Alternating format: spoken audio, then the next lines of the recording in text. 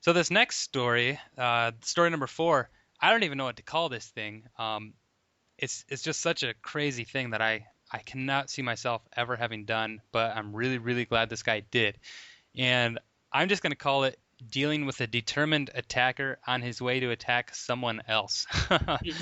So, I mean, that kind of sets you up for quite a ride, and it indeed is. So, I'll jump right into this. And Josh, afterwards, I'm definitely interested in seeing how you think. I mean, obviously, this guy probably just saved somebody's life. So, I mean, it's hard to say, it's hard to critique that. But Mhm. maybe if you could point out, because there's a lot of things like when I didn't flinch to that bully and didn't get laughed at in front of the whole class, um, I didn't know what I'd done. So we can read this story all day long and say, wow, he just saved his life, but we don't know what he did right. So, I mean, even if you can't find anything wrong with a story, if you can find something right with it, something Mhm. correct that he did, then, that's just as good.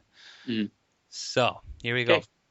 For a short period of time, I helped manage a body shop, part of a southern chain of production, low cost, quote, scuff and spray paint shops. This guy came by to pick up his Jeep and right away began to complain that we'd ground down the chrome trim around the windshield by the hood of the Jeep. I told him we didn't use anything to sand that would actually produce those grind marks, which was not actually true, but how could he know? Mhm. Then he conceded that maybe it wasn't us and began to complain that the paint had blemishes. I explained that if he'd wait a month for the paint to fully harden and cure, I'd have the blemishes buffed out. This was company policy, even though with the facilities and price point, there was always going to be a fleck here or there. He left but returned the next day and began berating the manager, who was an argumentative, aggressive cuss named Pete. The manager yelled to the effect of, "Get off the lot," and spun on his heel back to the office.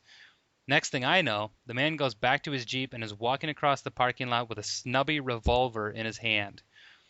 "Whoa there, Mr. Jones," I yell, walking toward him with my hands up at chest level. "Where are you going with that gun?" And I got to jump out of the story for a second. I'm just Mhm. guessing at the inflection that he used. So, the secret might be in the inflection, and of course, in writing, I can't Mhm. reproduce that, but I will try my best. So, Mhm. back to the story. Mhm. The guy says, "I'm gonna shoot that mother effer," he yells. Mhm. And then the author says, "Nah, you ain't shooting anyone here today," I say forcefully. "We're gonna fix that paint job, but you have to wait till it cures." He sort of stops, and I'm hoping he really doesn't want to shoot anyone. Mhm. "Look," I said, "Pete, he's just a big mouth Yankee and he's having a bad day. It ain't Mhm. worth going to jail over a paint job. You come back at the end of the month and I'll hook you up." "Well, maybe you're right," he concedes. "I's sorry about that." He puts the gun away in his pocket. I was so relieved. "Hey, Mr. Jones," I said, "we gave you good for that money. You come back here when that paint's hard, and I'll take care of those flecks. And say, do me a favor, when you come back, don't bring that gun." Yeah. Wow. Yeah, Yeah. what a situation. Yeah. That's amazing. I mean, I, when I got an opportunity to read this story, and I was blown away about at how. And Brad, you'll appreciate this because it's funny that we had a value uh, uh, exercise, like a value changing exercise with Hmm. my old company that I used to do, and I believe Brad, I believe you did it. And one of the scenarios was you're working at a car repair place, I basically. was just thinking about that. Yeah, That's and funny. it was about being a 10 and controlling someone who's out of control. Hmm. And the funny thing is that this guy pretty much did. I don't know his body language, obviously, but he did almost almost by the book exactly what I would have taught someone to do. I Huh. mean, it was phenomenal. Uh, the first thing he did was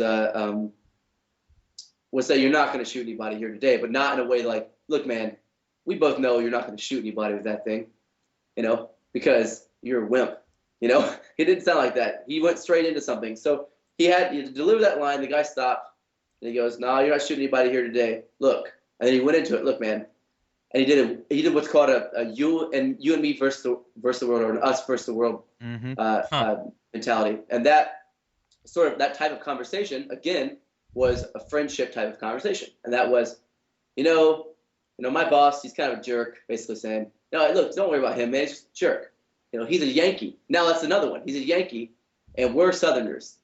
That was another massive subconscious. We are on the same page. Mhm. Brilliant. It was a brilliant move. I mean, that saved his boss's life by saying that. He had to insult his boss, obviously, but that saved his boss's life for sure.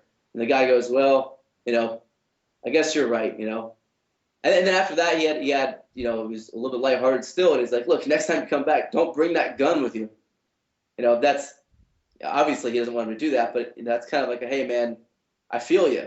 Yeah, we're on the same page. Right, and that he did that almost perfectly. I mean, I like I said, I didn't see his body language during the process, but he said he had his hands up. And he's like, whoa, and he was walking toward the guy. He wasn't getting out of the way. I personally think that there's a good chance that if that guy made it to the office, that someone would have gotten shot. Yeah. And I think that guy, the guy who wrote this, I mean, really, I have an enormous amount of respect for him to be able to do something that complex and complicated completely naturally. He learned on his own, and he diffused the situation perfectly. I could have done a better job myself, I don't think. Amazing. I love the idea. I mean, because everybody always talks about somebody who, quote, just gets along with everyone. Everybody knows one of these people, and there's no magic to it. They're not born that way. It's just like this guy. He, intentionally or not, he just developed these amazing, skills. The skill set of like self-confidence, I guess. Just I dealing. guess, man, in this situation, it's really a skill set and rapport. So what he had to do, his big challenge was to create rapport with this guy while he had a gun in his hand and while he was mad. It's hard enough to build a rapport and build connection, or like, hey, look, we're on the same page and we're friends kind of situation when the guy is in a good mood and there's no gun in his hand. Yeah. It's already hard to do that. This guy did it in a situation in which it was a life or death situation. Not for him, most likely, but for the other guy. And of course, it was risky to walk up to the guy when he had a gun in his hand. You never know; he could have just shot the guy and kept walking. Mm-hmm. But he relied on his skills here, and he came out on top. And I really, it's a risk either way in the situation. It's a risk to confront him. It's a risk to hide or to not confront him. Both of them are risky. I say it was riskier to not do something in the situation. I think he just played it perfectly. I really am really impressed by his story. It's very, very good. It's amazing. And it scares me so much because my reaction would have been to like call the cops, step back and call the cops. Like, Right. I mean, maybe try to yell, give the guy some warning, hey, he's got a gun, and then call the cops. But I certainly, at this point in my life at least, I don't feel like I could do what this guy did. And it definitely tells me that I'm not like fully prepared. Well, man, this situation, he really risked his life for his boss, and you got to think, if you have a family, you have kids, at some point you got to decide, is it worth it for you to risk your life for someone like that? I don't know. There's certain people that I would, I think about it this way. There's certain people I'd take a bullet for. There's a lot of people that I'd probably take a bullet for. Mm-hmm. But dying, I have a very short list of people I would die for. Yeah. And I'm very aware of that list. And I'm sure if it came down to it, I would go, okay, I've already thought about it a lot, and I've come to terms with I would die for these people. But my boss has never been one of those people. You know what I mean? I've never been like, oh yeah, I would die for my boss, because really, especially an angry old cuss named Pete. Exactly. Angry old cuss named Pete, who's a Yankee. Yeah. Well, fast talking Yankees again. Yeah, actually, what's funny is I just got back from a trip to a sailing trip and I was in Norfolk, Virginia, which is a naval base. And while I was there, I got accused personally, me, of being a fast-talking Yankee. And someone threatened to hit me in the face with a bottle because he said I was a fast-talking Yankee. And I was like, look, I wasn't afraid he was going to hit me in the face with the bottle. I was already prepared for it. And he couldn't have done it because I had my elbow in the right spot. And for him to swing his arm up, he would hit my elbow on the way up, and I would have destroyed him. So I was already prepared. But the thing that made me mad was that he called me a fast-talking Yankee. I was like, it's so funny that's what made me mad. I was like, man, my family heard you say that, they would just beat the crap out of you. You know, they would be so mad because like my family's in a country band, and you know, and like it was just funny. Of all people in the world to call it fast talking Yankee, he called me one. I just thought that was pretty funny. How that's an insult in the South, you know. It is, I know, and I'm up here proud of my ability to speak at a high rate. Uh-oh. Here we go. Get your carpet bagging ass out of here. I'm gonna challenge you guys to a speech speed and clarity contest. I'm gonna lose it. I'll talk quickly, but nobody understands what I'm saying. So that's where that ends. But yeah, I think this guy. I mean, I'd love for this guy to respond in some kind of way to to this message, or to respond in some kind of way on the members area.